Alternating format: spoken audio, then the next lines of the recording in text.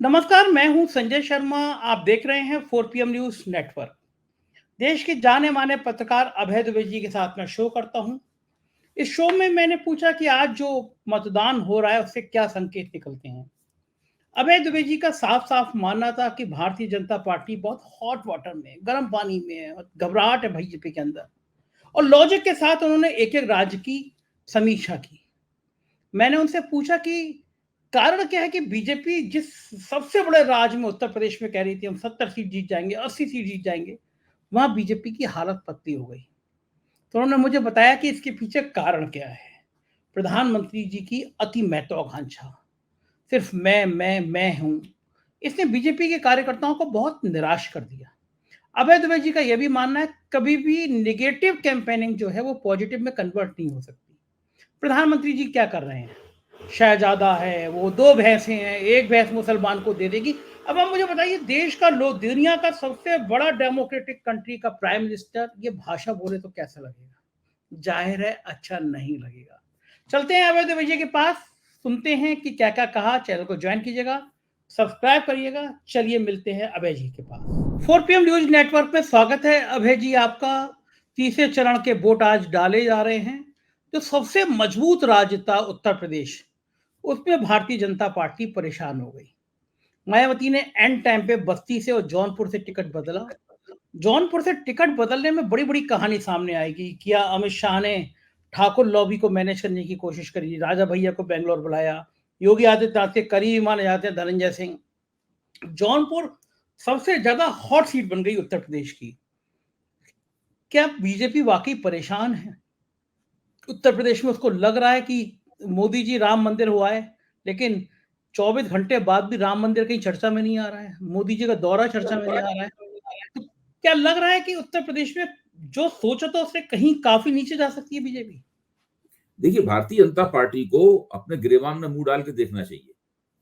उसे ये जवाब अपने आप से पूछना चाहिए, कृपा शंकर सिंह को जौनपुर से टिकट क्यों दिया गया। अगर उत्तर प्रदेश में भाजपा के दो सबसे ज्यादा अलोकप्रिय उम्मीदवार, जो उनके कार्यकर्ताओं में अलोकप्रिय हैं, उनकी अगर सूची बनाई जाए तो उसमें हेमा मालिनी में और कृपा शंकर सिंह में प्रतियोगिता होगी कि कौन कार्यकर्ताओं में सबसे ज्यादा अलोकप्रिय है। अगर मथुरा में आप 100 कार्यकर्ताओं को चुन लीजिए, रैंडम औचक चुन लीजिए और पूछिए, तो 90 से ज्यादा कार्यकर्ता कहेंगे कि हेमा मालिनी को उम्मीदवार नहीं बनाना चाहिए था। यही हालत जौनपुर में कृपा शंकर सिंह को लेकर है। कृपा शंकर सिंह के इतिहास को हम सब लोग जानते हैं, उसमें जाके मैं 4 PM का वक्त बर्बाद नहीं करूंगा। अब सवाल यह है कि एक ऐसा उम्मीदवार जो पानी में पत्थर डालिए तो इतनी तेजी से नीचे जाता है, उतनी तेजी से नीचे जा रहा था। उसका चुनाव उठ ही नहीं रहा था, चुनाव का भट्टा बैठा हुआ था। अच्छा, उसको किसी तरीके से वो टक्कर में आ जाए, और इसलिए भारतीय जनता पार्टी ने जो राजपूत नेताओं का जो नेटवर्क है, उस नेटवर्क को सक्रिय करके, आपने सब बता ही दिया है अपनी भूमिका में, उसको किसी तरीके से धनंजय सिंह को रिहा करवाया और उसके बदले में उसकी कीमत वसूली। उनकी बीवी ने कहा कि हम बसपा से चुनाव नहीं लड़ेंगे। मायावती को पहले ही इस बात का पता लग गया था, तो मायावती ने उम्मीदवार बदल दिया। जाहिर है कि ऐसे मौके पर जब उम्मीदवार बदला जाता है तो ऑप्शंस जो हैं, विकल्प नेता के पास बहुत कम रह जाते हैं। जो सामने होता है वो एक बार सांसद रह चुके हैं, श्याम सुंदर यादव, तो उनको टिकट दे दिया गया।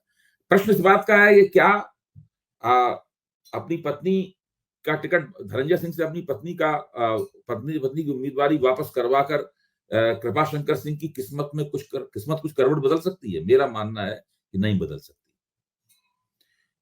अभी भी जौनपुर के ऊपर मैं मानता हूं कि समाजवादी पार्टी के उम्मीदवार जो है बाबू सिंह कुशवाहा, उनका हाथ काफी भारी है और वो वहां जबरदस्त रूप से भाजपा को टक्कर देंगे, और ज्यादातर संभावना यही है कि वो कृपा शंकर सिंह को पीछे छोड़ दें। देखिए, आज जो चुनाव हो रहा है, आज हमें इस चुनाव को इस तरह देखना चाहिए कि ये इस 7 चरणों के चुनाव में चुनावी मतदान की प्रक्रिया आधा रास्ता पार कर चुकी है। आज के मतदान के बाद में चुनाव का मध्यांतर हो जाएगा। 52% सीटों के ऊपर वोट पड़ जाएंगे। पहले 2 चरण में जो वोट पड़े हैं, उसमें भारतीय जनता पार्टी इस वजह से इतनी परेशान हुई है कि मोदी जी की तकरीरों का फोकस बिगड़ गया है। वो हर किस्म की बात कह रहे हैं, हर किस्म का मुद्दा उठा रहे हैं, केवल अपनी पार्टी की और सरकार की उपलब्धियां नहीं बता रहे। और जो जनता है वो परेशान है कि मोदी जी की तकरीरों से कोई मुद्दा ही नहीं निकल रहा है। तो ये तो भारतीय जनता पार्टी की स्थिति है। उसका रणनीतिक मानस पहले 2 चुनावों में जिस तरह का मतदान हुआ और जिस तरह की खबरें आई, उससे भारतीय जनता पार्टी का जो रणनीतिक मानस है, उसकी निरंतरता थी, उसकी जो स्थिरता थी, वो काफ़ी कुछ उसमें गड़बड़ा गई है। अब वो इस क्रिकेट मैच की अगर शब्दावली का इस्तेमाल करें, तो वो एक ऐसे कप्तान की तरह है, इसकी समझ में नहीं आ रहा है कि स्पिनर को लगाएँ, कि फास्ट बॉलर को लगाएँ, फील्डिंग कहाँ लगाएँ, शॉर्ट लेग लगाएँ कि नहीं लगाएँ, समझ में नहीं आ रहा है उसकी, क्या किया जाए। तो सारा कुछ उनका गड़बड़ाया हुआ है। मेरा आकलन ये है कि कर्नाटक में भारतीय जनता पार्टी को बहुत बड़ा नुकसान होने जा रहा है। अभी हम लोग आपके साथ चर्चा में इस बात पे महाराष्ट्र में भारतीय जनता पार्टी को बहुत बड़ा नुकसान होने जा रहा है। बिहार में जिन सीटों के ऊपर इस बार चुनाव है, वहां भारतीय जनता पार्टी को और एनडीए को बहुत बड़ा नुकसान होने जा रहा है। संभवतः गुजरात एक हद तक उनके लिए अभी भी सुरक्षित है, लेकिन वहां भी चुनावी पंडितों का कहना है कि वहां जो जीत का अंतराल था वो भी काफी घटने वाला है। तो भाजपा का वोट तेजी के साथ गिर रहा है। जहां पर जीत का अंतराल बहुत था, यानी भाजपा कई परसेंटेज पॉइंट से 10, 15, 20 परसेंटेज पॉइंट से आगे थी, वहां पर जीत का अंतराल बहुत घट जाएगा। हो सकता है भाजपा वहां जीत जाए, लेकिन वो सारी की सारी नजदीकी जीतें होंगी भाजपा की। और जहां पर टक्कर थी पिछली बार में, और जहां पर मामूली साधारण सामान्य अंतराल के साथ भारतीय जनता पार्टी जीती थी, वहां पर उसके हारने की संभावना भी है। राजस्थान में क्यों मामला गड़बड़ाया? उत्तर प्रदेश की बात मैं फिर दोबारा आपसे करूंगा, लेकिन राजस्थान समझ में नहीं आया कि राजस्थान में 10-12 सीटें एकदम अचानक डिस्टर्ब कैसे हो गई। देखिए राजस्थान में तो बिल्कुल, देखिए राजस्थान में संकेत पहले से दिखाई पड़ रहे थे। सबसे बड़ी बात तो ये थी कि राजस्थान का जो जाट वोटर है, जाट वोटर भारतीय जनता पार्टी के साथ विधानसभा चुनाव में भी नहीं गया था। विधानसभा में कांग्रेस हार जरूर गई, लेकिन कांग्रेस की हार वैसी नहीं थी जैसी कि पहले कांग्रेस की हार होती थी। राजस्थान में नियम ये था कि कांग्रेस जब हारेगी तो बिल्कुल बुरी तरीके से हार जाएगी, उसकी 30 सीटें आएंगी और भी कम सीटें आएंगी, बुरी दुर्गत हो जाएगी। और भाजपा जब जीतेगी तो बहुत जबरदस्त जीतेगी, बहुत आगे रहेगी। यानी कांग्रेस की जीत हमेशा मार्जिनल होती थी, भाजपा की जीत हमेशा बंपर होती थी, और कांग्रेस की हार हमेशा बंपर होती थी। अब यहां पर क्या हुआ है इस बार कि अशोक गहलोत के प्रयासों से, और कांग्रेस ने बहुत शानदार चुनाव लड़ा, कुछ गलतियां की इसकी वजह से वो चुनाव नहीं जीत पाई, लेकिन कांग्रेस की हार जरूर हुई, लेकिन वो हार सम्मानजनक हार थी। बहुत अच्छा चुनाव कांग्रेस ने लड़ा। उसी से बिल्कुल तय हो गया था कि कांग्रेस लोकसभा का चुनाव भी बहुत अच्छा लड़ेगी। और कांग्रेस जो अच्छा चुनाव लड़ी थी उसमें जाट वोटरों की एक बहुत जबरदस्त भूमिका थी। जाटों ने कांग्रेस से जहां जहां सीटें जीती हैं, आप देखिए जाट पट्टी में सीटें कांग्रेस को फायदा हुआ है। और भाजपा ने ऐसा कोई काम नहीं किया जिससे कि राजस्थान के जाट भाजपा की तरफ मुड़ते। लोकसभा चुनाव में भी जाटों ने कांग्रेस को वोट दिया है। और जाटों की जो पार्टी है, भाजपा से निकली हुई बेनीवाल की पार्टी, बेनीवाल भी जाटी हैं, जाट नेता हैं, उनके साथ कांग्रेस ने समझौता कर लिया। फिर कांग्रेस ने आदिवासी पार्टी के साथ समझौता कर लिया, भारत आदिवासी पार्टी के साथ समझौता कर लिया। तो ये जो पूरी प्रक्रिया हुई, जो काम विधानसभा में कर लेना चाहिए था वो उन्होंने नहीं किया, वहां उन्हें नुकसान हुआ, लेकिन इस बार उन्होंने लोकसभा में चुनाव उस काम को कर लिया। तो इस कांग्रेस लगातार रणनीतिक रूप से, और कांग्रेस के कार्यकर्ताओं में भी खासा जोश और खरोश था। उन्होंने जबरदस्त प्रदर्शन किया है कांग्रेस ने, और भाजपा का वोटिंग प्रतिशत बहुत तेजी के साथ वहां पर गिरा है। मेरे ख्याल से कर्नाटक में सबसे ज्यादा वोटिंग प्रतिशत गिरा है। अगर विधानसभा चुनाव की तुलना करें तो वो पिछले लोकसभा के चुनाव की तुलना करने से भी ज्यादा प्रतिशत भाजपा का गिरा है। क्या कर्नाटक में जो कल चुनाव, जो आज चुनाव है, उस पर रेवन्ना का मुद्दा भी हावी रहेगा? कुछ मुद्दा महिलाओं के मन में रहेगा जब वोट करने जाएंगी? सबसे बड़ा मुद्दा यही हावी रहेगा। देखिए इसमें कांग्रेस ने रणनीति भी बहुत अच्छी बनाई है, और मोदी जी की बदकिस्मती भी रही, और साथ में मोदी जी ने समझा नहीं कि जब उनकी पार्टी को सबसे पहले सूचना मिल गई थी, भाजपा को ही सबसे पहले सूचना मिली थी कि ये 3000 के करीब वीडियो जो है बनाए गए हैं औरतों के, और ये भारत का ही नहीं विश्व का सबसे बड़ा सेक्स स्कैंडल हो गया है, और ये वीडियो वायरल हो रहे हैं। लेकिन एसडी देवगौड़ा से भी इन लोगों ने बात की। एसडी देवगौड़ा अपने पोते से बहुत मोहब्बत करते हैं, पोता कुछ भी करे, वो कत्ल करे, उसको माफ करने को तैयार है वो। तो उन्होंने कहा नहीं हम तो सीट जीत रहे हैं। सीट तो खैर उनकी घरेलू सीट है, पिछली बार सब जगह हार गए थे, सीट पे जीती गए थे वो। तो इसलिए भाजपा ने उसकी तरफ ध्यान नहीं दिया। प्रधानमंत्री भी गए और उन्होंने बड़ा संस्कारी बताया इन लोगों को हाँ, मंच से प्रधानमंत्री ने लोगों को संस्कारी बताया कि बड़े संस्कारी लोग हैं। अब आप देखिए कितने संस्कारी निकले। तो पहले 14 सीटों में चुनाव हो गया, 14 सीटों के चुनाव के तुरंत बाद ही ये वीडियो, ये पूरा पर्दाफाश हो गया, भंडाफोड़ हो गया इस पूरे भयानकतम सेक्स स्कैंडल। ये देखिए स्कैंडल के तौर पर ये चुनाव का सबसे बड़ा स्कैंडल है। मैं सिर्फ विश्व का सबसे बड़ा सेक्स स्कैंडल कह रहा हूं, ऐसा कहीं नहीं होता है जैसा हुआ है वहां पर। अब यहां तक कि देखिए देवगौड़ा के बेटे को गिरफ्तार कर लिया गया है और रेवन्ना के लिए और उसके प्रज्वल के लिए ब्लू कॉलर नोटिस जारी कर दिया गया है। उनको आगे सरेंडर करना ही पड़ेगा भारत में, वरना इंटरपोल गिरफ्तार करके लाएगी और भारत के हवाले करेगी। इतने बड़े अपराध में भागे, बचेगा तो उनके अंदर से कोई नहीं। और अब बाकी 14 सीटों के ऊपर मुकाबला है। कल कर्नाटक का चुनाव, आज कर्नाटक का चुनाव खत्म हो जाएगा, बाकी 14 सीटों के ऊपर मुकाबला है। उसमें मैं ये मानता हूं भाजपा के नेताओं ने स्वीकार किया है कि जब भी वो लोगों के पास वोट मांगने के लिए जा रहे हैं, तब लोग उस स्कैंडल की चर्चा कर रहे हैं और इन लोगों को शर्मिंदगी उठानी पड़ रही है। वोट मांगते समय लोगों से शर्मिंदगी उठानी पड़ रही है। इसका निश्चित रूप से इनको नुकसान होगा। किस हद तक नुकसान होगा, क्या नुकसान होगा, लेकिन कर्नाटक में इस सेक्स स्कैंडल ने, भारतीय जनता पार्टी ने पिछली बार जो 28 में से 26 सीटें जीती थी, वो 26 सीटें जीतने का सपना तो उनको बिल्कुल भूल जाना चाहिए। मुझे अभी 2-3 दिन पहले सिंगापुर से एक मेरे मित्र ने भेजा, सिंगापुर के TV channel, main TV channel पे चल रहा था कि इंडिया में एक मेंबर ऑफ पार्लियामेंट जो 100 से ज्यादा महिलाओं से सेक्स कर चुका, उसको प्राइम मिनिस्टर मोदी बचा रहे हैं, बचाव कर रहे हैं। ये पूरी दुनिया में मतलब ये सेक्स स्कैंडल चला, प्राइम मिनिस्टर का नाम। देखिए भाजपा की बहुत इसमें भद्द पिटी है।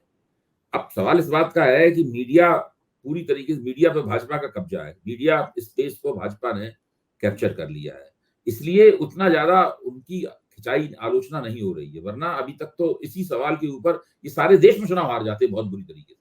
ये इतना बड़ा सेक्स स्कैंडल है कि कर्नाटक में घटित हुई ये घटनाएं जो हैं ये सारे देश में भाजपा का बिल्कुल सुपड़ा साफ करवा देती। इतनी भयानक घटना है ये।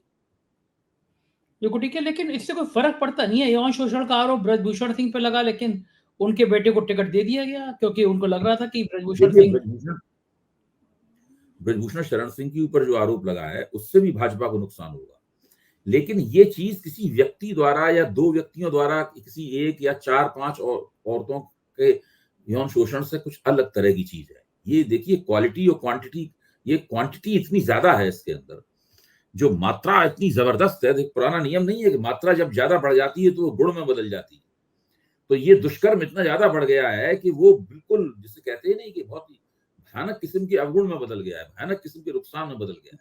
इसका हुआ है 3000 में 24 की संख्या कम कर दीजिए आप, इतने वीडियो बनाए गए, उसमें सैकड़ों औरतों का शोषण किया गया है। अब औरतें कह रही हैं कि अब उन्हें अपने गांव जाने में संकोच हो रहा है, वो अपने परिवार में नहीं जाना चाहती। पति लोग जो है अपनी पत्नियों की वफादारी के ऊपर शक कर रहे हैं। वहां पर हालत ये है, परिवार बर्बाद हो रहे हैं, ये स्थिति है वहां पर। ठीक बात है। अच्छा, ये ब्रजभूषण को जो टिकट दिया गया, इससे हरियाणा के जाटों पे कुछ चुनाव में असर पड़ेगा? हरियाणा में तो भारतीय जनता पार्टी को बहुत मुश्किलों का सामना करना पड़ेगा इस बार। आप क्या बात कर रहे हैं? हरियाणा में तो जो होने वाला है वो भारतीय जनता पार्टी ने सोचा भी नहीं होगा क्या हरियाणा में होने वाला है। हरियाणा के जाट तो पहले ही भाजपा से नाराज थे हमेशा, लेकिन होता ये था कि उनमें बंटवारा हो जाता था, गैर जाट एकताबद्ध हो जाते थे, तो उससे भारतीय जनता पार्टी को जो नुकसान जाटों की एकताबद्ध होने से हो सकता था वो ऑफसेट हो जाता था नुकसान। लेकिन इस बार कुछ नहीं होने वाला है। इस बार भूपेंद्र सिंह हुड्डा के नेतृत्व में कांग्रेस बड़ा जबरदस्त आक्रामक तरीके से वहां पर चुनाव लड़ रही है और हरियाणा में भारतीय जनता पार्टी 10 में से, पिछली बार 10 की 10 सीटें जीतनी थी भाजपा ने, अब कितनी सीटें हारेगी ये तो खैर अभी भविष्यवाणी तो आपके ज्योतिषी महाशय हैं वो करते हैं, वो करेंगे इस बारे में। मैं भविष्यवाणियां नहीं करता, लेकिन भाजपा को बहुत नुकसान होगा। ये कि अभय जी, पिछली बार 2019 में पुलवामा था, सर्जिकल स्ट्राइक थी, उनके ऊपर कोई अंबानी अडानी के आरोप नहीं थे, एक बेदाग व्यक्तित्व था प्रधानमंत्री जी का, हिंदूवाद और राष्ट्रवाद उफान पे था, तो 30-32 सीटें ज्यादा थी बस केवल बीजेपी। इस बार कौन सा राज ऐसा है जिससे बीजेपी प्लस हो रही हो?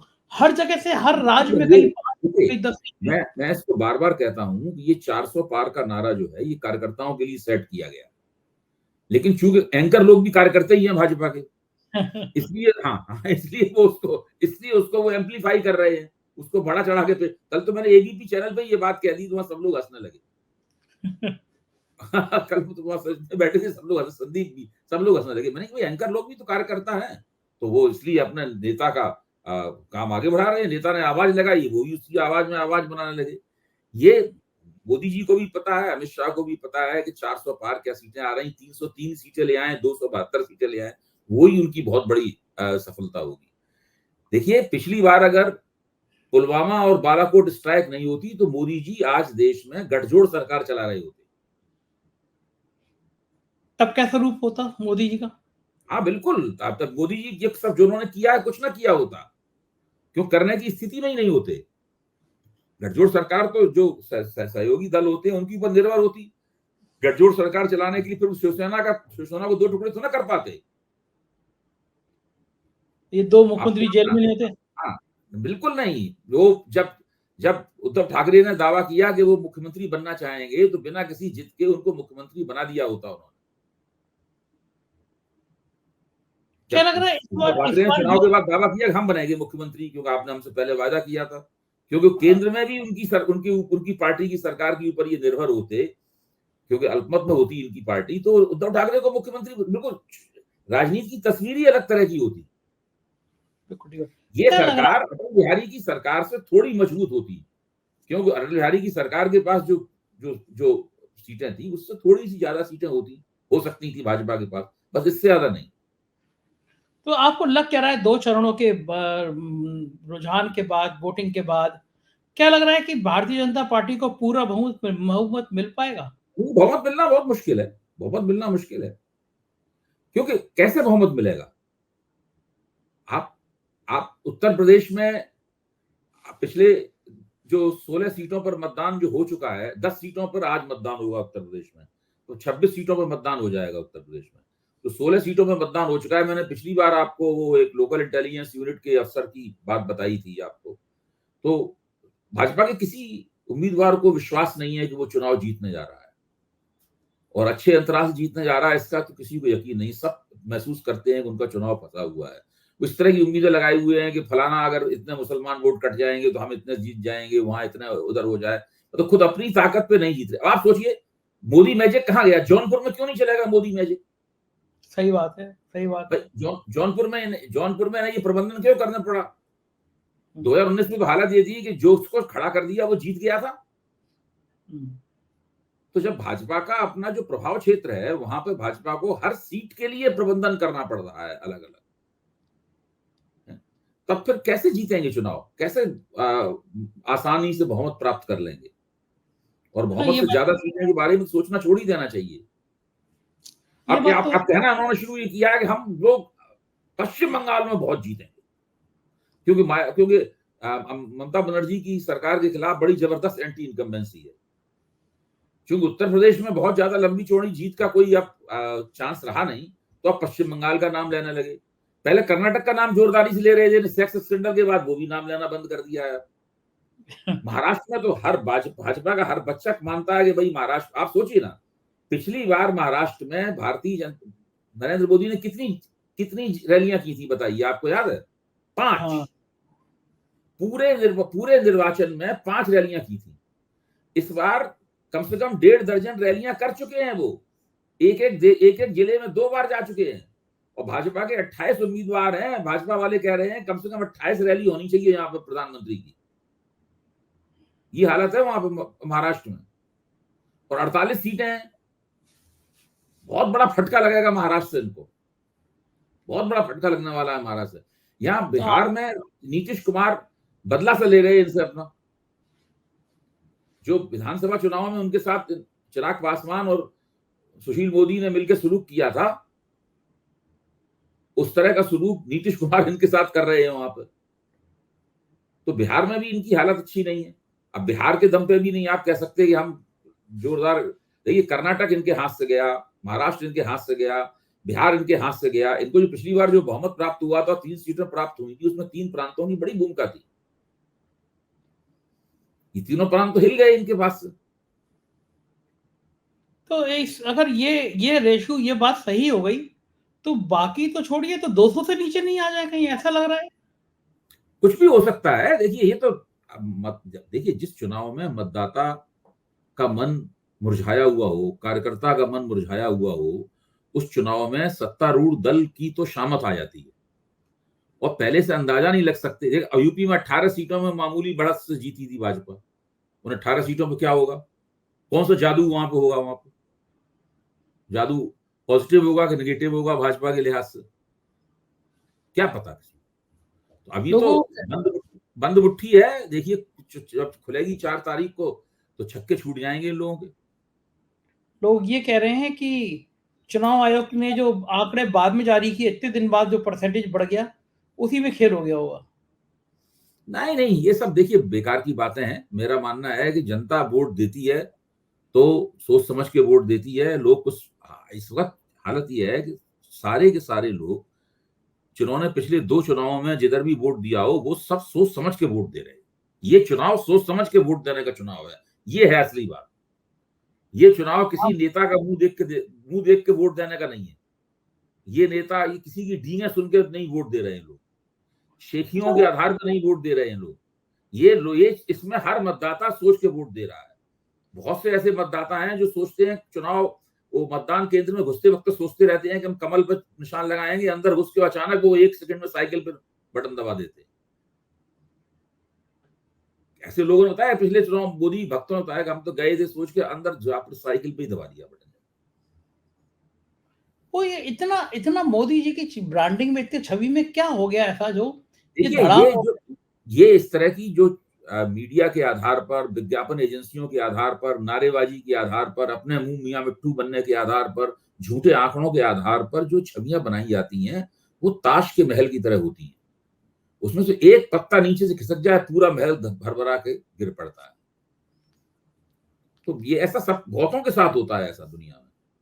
ये सब लोग जब गिरते हैं तो बहुत बुरी तरीके से गिरते हैं। पहले लगता है अरे इनको तो कोई हरा ही नहीं सकता। उनको आप देखिए मोदी जी को भगवान का अवतार कहा जा रहा था, विष्णु का अवतार कहा जा रहा था, पता नहीं क्या। और देखिए खुद मोदी जी में अगर जरा भी विनम्रता होती, जैसे ही उनको चंपत राय ने विष्णु का अवतार कहा या साक्षी महाराज ने भगवान का अवतार कहा, वैसे उनको कहना चाहिए था कि भाई ये मत कहिए, वो तो परमात्मा की कृपा से मैं यहाँ पे हूँ, मैं उनका अवतार नहीं हूँ, मैं तो उनका नितांत सेवक हूँ, मतलब भक्त हूँ उनका। ये अगर मोदी जी ये कहते तो मोदी जी को उसका लाभ होता, लेकिन मोदी जी ने कभी ऐसा नहीं कहा। मोदी के प्रशंसकों ने कहा और ढोल मजीरे बजा के कीर्तन करने लगे, मोदी कीर्तन में लग गए। नुकसान हो गया उसका। होता ही है नुकसान। आप देखिए पुराणों पुराणों में तमाम कहानियां हैं कि जिस मनुष्य को ये मुगालता हुआ कि वो भगवान हो गया है, उसकी तो बाद में बड़ी पिटाइयां ही हुई हैं। पिटाइयां हुई हैं, उनके सीने फाड़े गए हैं धैर्य पे, यही तो हुआ है उनका। हाँ, यही हुआ है। अच्छा अभी जी ये मेरे को समझ में नहीं आया कि उत्तर प्रदेश को लेके ये इतने कॉन्फिडेंट थे, जो टीवी चैनल के जो पोल थे वो दिखा रहे थे यूपी में इंडिया अलायंस को सिर्फ 2 सीटें मिलेंगी। ये असल लोग तो में बड़े देखिए मैं ये कह रहा हूं, मैं इसमें अपने आप को भी मानता हूं। जैसे ही पहले दौर का मतदान हुआ, एक अप्रत्याशित घटना घटित होनी शुरू हुई, जिसका मुझे भी अनुमान नहीं था, भाजपा वालों को भी अनुमान नहीं था, मोदी जी को भी, विपक्ष को भी अनुमान नहीं था। जो इतना मुर्दा चुनाव कभी नहीं हुआ है, मेरे देखे इतना मुर्दा चुनाव कभी नहीं हुआ है। 2004 में जब बीजेपी हारी थी वो भी मुर्दा चुनाव नहीं था, वो उदासीन चुनाव नहीं था। 2004 के बाद 2009 में फिर मतदान प्रतिशत बढ़ा, 9 के बाद 14 में मतदान प्रतिशत बढ़ा, 14 के बाद फिर 19 में मतदान प्रतिशत बढ़ा। अब मतदान प्रतिशत डिप कर गया, चौतरफा डिप हुआ है। मैं ये मानता हूँ विपक्ष को वोट मिले वो भी अपेक्षा के पहले के मुकाबले कम मिले होंगे, लेकिन आप विश्लेषण करें तो उसमें जो एनडीए के वोटों में ज्यादा बड़ी गिरावट है और विपक्ष के वोटों में कम गिरावट है, और उसमें बहुत दिक्कतें पैदा होने वाली हैं। इसमें बीजेपी को जो शंका है वो शंका उनकी सही है। ये मैनेजमेंट कहीं चूक गए या फिर सिर्फ मोदी जी के। हालांकि एक बात मुझे याद आया कि ऑर्गेनाइजर ने लिखा था, बहुत पहले लिखा था कि सिर्फ राम मंदिर मोदी के चेहरे पर जीता जा सकता। नहीं, बहुत सही कह रहे हैं आप।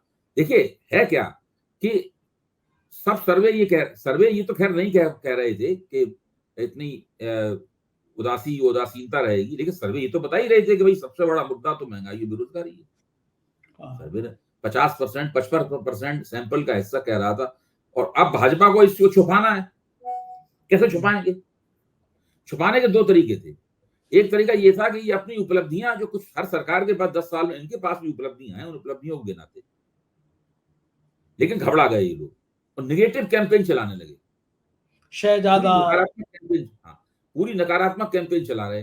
कांग्रेस को गाली दे रहे, कांग्रेस के घोषणा पत्र को गाली दे रहे। तो इसमें नकारात्मक कैंपेन का असर कभी भी सकारात्मक नहीं होता है, नुकसान होता है उससे जी हमेशा। मुझे तो वो बयान बड़ा खराब लगा कि अब आपके पास 2 भैंसे हैं, एक ये मुसलमान को दे देंगे। ये खराब प्रधानमंत्री नहीं, हास्यास्पद। खराब नहीं, आप देखिए आज प्रबोध कृष्णन ने क्या बयान दिया। उन्होंने कहा कि वो राहुल गांधी ने मीटिंग की थी, उसमें ये करेंगे, वो करेंगे, वो राम मंदिर को पलट देंगे। आप उसको क्या कह सकते हैं आप भाई? यार हास्यास्पद, इसके अलावा और क्या कहेंगे आप उसको? हाँ, सही बात है। इन बयानों का मतलब नहीं है कोई भी अब। कोई मतलब नहीं है। देखिए, इन चीजों से ना तो कोई वोट बढ़ता है, कुछ नहीं बढ़ता है। पब्लिक मनी मन हंसती है या कंफ्यूज होती, क्या बोल रहे हैं, कुछ समझ में नहीं आ रहा। इन बातों में क्या रखा है? बिल्कुल ठीक है। एक आखिरी सवाल कि अगर आज के मतदान में भी प्रतिशत गिरता है मतदान का, लाख कोशिशों के बाद, लाख चुनाव गर्म करने के बाद भी मतदान प्रतिशत कम होता है, तो फिर इसका क्या संकेत होगा? उसका संकेत वही होगा जो दो पहले दौर में हम लोगों ने जो अंदाज लगाया है, वो हम लोगों का अंदाज और पुष्ट हो जाएगा। यानी लोग उदासीन है। हाँ, लोग उदासीन है और उसका सत्तारूढ़ दल को नुकसान विशेष रूप से होना ही है। जहां पे इनके बहुत ज्यादा मार्जिन थे, वहां इनके मार्जिन घटेंगे, और जहां पे ये टाइट फाइट में थे, वहां चुनाव हार जाएंगे। बिल्कुल ठीक है। बहुत बहुत शुक्रिया अभय जी, आपने इतना कीमती समय दिया, हमको चुनाव की बारीकियां समझाई। आभार आपका। तो इसे अभय द्विवेदी जी उन्होंने पूरे विस्तार के साथ एक एक राज्य की समीक्षा की। जाहिर है इस समीक्षा में बहुत सारी बातें आपको सही लगी होंगी। अपनी राय से जरूर अवगत कराइएगा। चैनल को ज्वाइन कीजिएगा, सब्सक्राइब करिएगा। शुक्रिया।